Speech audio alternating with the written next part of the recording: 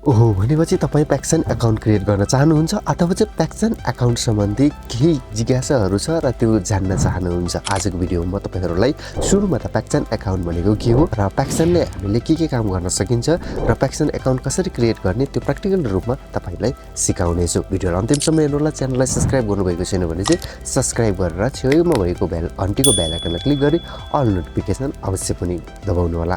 हजुर आउनुहोस् भिडियोलाई स्टार्ट गरौँ।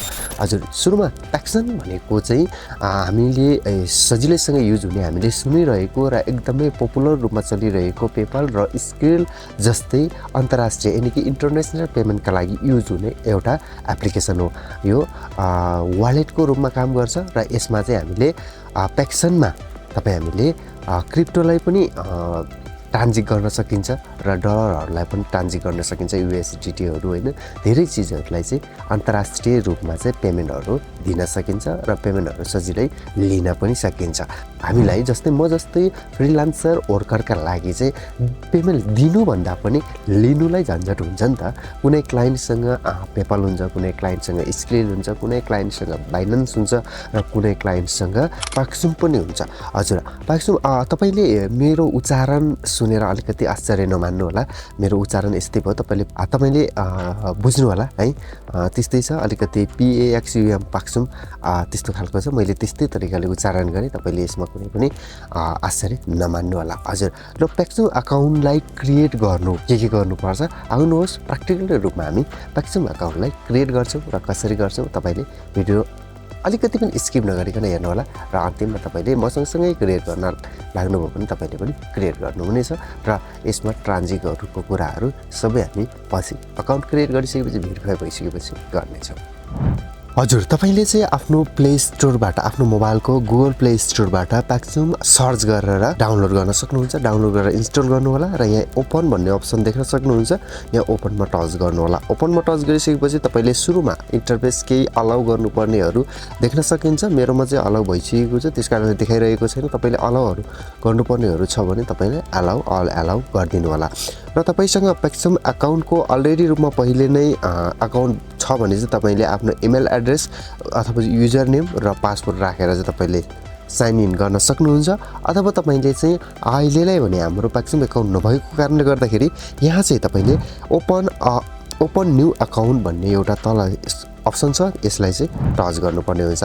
यसलाई टच गरिसकेपछि एकैछिन तपाईँकोमा लोडिङ दिन्छ। तपाईँको इन्टरनेट स्पिड कतिको छ त्यसमा भर पर्छ र त्यसपछि यस्तो खालको एउटा इन्टरफेस खुल्छ जहाँ चाहिँ पर्सनल अकाउन्ट र बिजनेस अकाउन्ट भन्ने दुईवटा अप्सनहरू छ। तपाईँले आफ्नो पर्सनल अकाउन्टका रूपमा चलाउन चाहनुहुन्छ भने तपाईँले पर्सनल अकाउन्टमा टच गर्नु होला र पर्सनल अकाउन्टमा टच गरिसकेपछि तपाईँले यहाँ चाहिँ आफ्नो इमेल एड्रेस राख्नुपर्ने हुन्छ।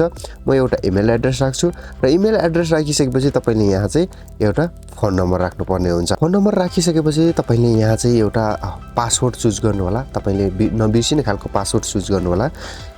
त्यसपछि रिटाइप पासवर्ड भन्ने ठाउँमा पुनः माथि जुन चाहिँ पासवर्ड तपाईँले राख्नुभयो त्यही पासवर्ड चाहिँ यहाँ राख्नु होला र त्यसपछि चाहिँ तपाईँले यहाँ नेक्स्ट स्टेपमा टच गर्न सक्नुहुन्छ। नेक्स्ट स्टेपमा टच गरिसकेपछि तपाईँले यहाँ देख्न सक्नुहुन्छ एउटा राम्रो लामो फर्म खुलेको छ। युवर इन्फर्मेसन भन्ने फर्स्ट नेम गिभन नेम भनेको छ, जुन चाहिँ तपाईँको पहिलो नाम के हो त्यो राख्न सक्नुहुन्छ।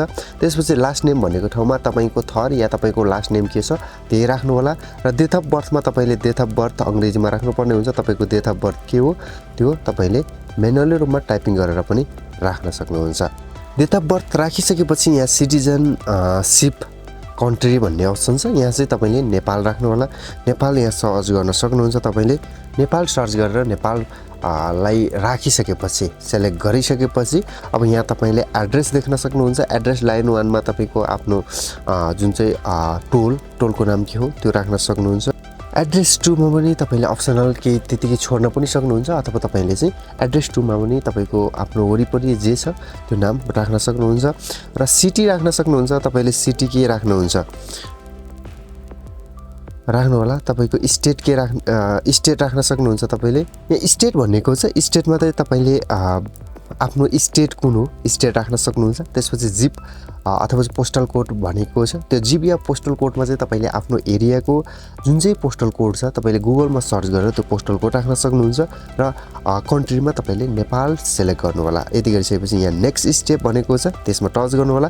नेक्स्ट स्टेपमा तपाईको मन्थली डिपोजिट कतिदेखि कतिसम्मको गर्नुहुन्छ अब तपाईको त्यो चाहिँ तपाईले सेलेक्ट गर्नु होला। म चाहिँ मिनिमम नै राख्छु मोर देन 399 मा नै राख्छु। यति राखिसकेपछि यहाँ तपाईले सुरुमा यहाँ यसले सोधेको छ do you have account with other financial institutes भनेर सोधिएको छ। कुनै पनि फाइनान्सियल इन्स्टिट्युट्समा चाहिँ तपाईको अकाउन्ट छ कि छैन भनेर सोधेको हो। यसमा तपाईले नो गर्दा पनि हुन्छ, यदि छ भने एस गर्दा पनि हुन्छ। मेरो रिक्वायरमेन्ट अनुसार गर्ने हो भने तपाईले नो गर्दा पनि हुन्छ। अब अकुपेसनमा तपाईको अकुपेसन के हो त्यो चाहिँ राख्नु होला। म चाहिँ यहाँ ब्लगर भन्ने अप्सन छ यो ब्लगरमा राख्छु।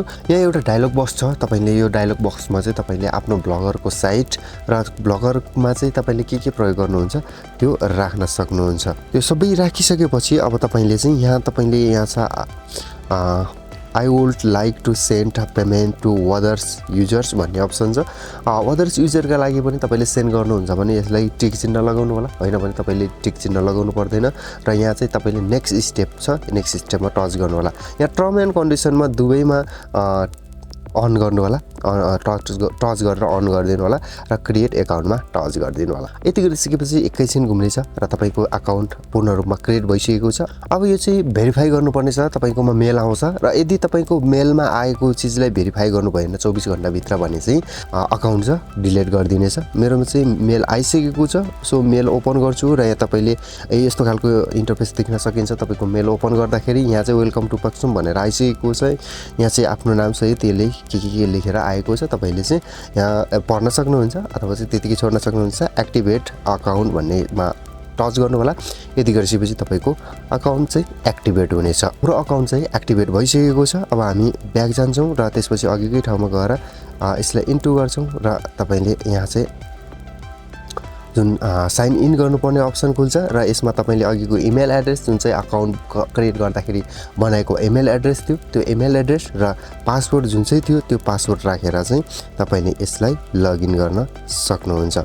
पासवर्ड र इमेल एड्रेस राखेर लगइन गरिसकेपछि यहाँ तपाईले देख्न सक्नुहुन्छ तपाईको आइपी एड्रेस र तपाई कहाँ छ त्यो सबै यहाँ देखाइसकेको छ। यसलाई एक्सेप्ट गर्नु होला। मैले पक्सुममा यस्तो खालको एउटा इन्टरफेस देखिनेछ जुन चाहिँ तपाईले पक्सुम अकाउन्ट ओपन गर्नुभन्दा अगाडि चाहिँ यसले भनिरहेको छ कि एउटा क्रिएट चाहिँ पासकोड राख्नु भनेको छ। तपाईले चाहिँ एउटा क्रिएट गर्न सक्नुहुन्छ अथवा चाहिँ तपाईको अनुहारलाई पनि यसलाई स्क्यान गरेर जस्तै हामीले चाहिँ लक खोल्छौँ जुन चाहिँ मोबाइलमा लक राखेको हुन्छ त्यो खोल्छौँ त्यस्तै तरिकाले चाहिँ हामीले एप्स लक पनि राख्न सकिन्छ। त्यो चाहिँ अब तपाईले चाहिँ यहाँ के राख्ने हो त्यो एप्स लक चाहिँ तपाईले नम्बरमा राख्न सक्नुहुन्छ। अब लोडिङ भनेको छ एकाउन्ट ब्यालेन्स सबै लोडिङ भइरहेको छ, एकैछिन टाइम लिनेछ र यसमा चाहिँ अकाउन्ट क्रिएट हुनेछ। यहाँ तपाईले देख्न सक्नुहुन्छ हाम्रो अकाउन्ट चाहिँ क्रिएट भइसकेको छ।